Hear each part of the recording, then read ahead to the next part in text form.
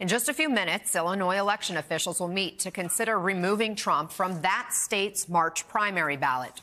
which could put even more pressure on the Supreme Court, where justices will hear arguments next week on the ruling in Colorado to keep the former president off that ballot. NBC's Garrett Haake joins us with more on all this. Garrett, what exactly are Illinois officials considering today?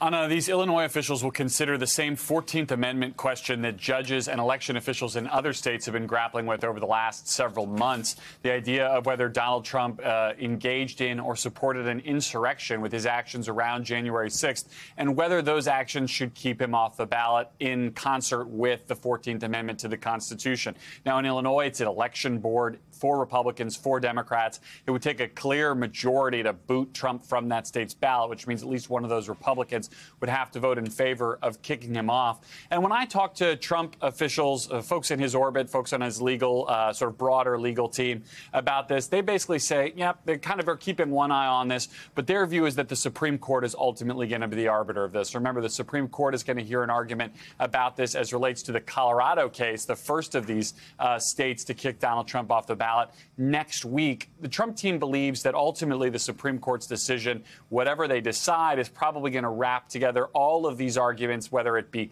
state courts or state election boards who have made similar decisions, and probably come up with one decision they believe to keep Donald Trump on the ballot, but at the very least one decision that will clear up all of this so that each of these little individual state cases are not of a high level of concern to them right now.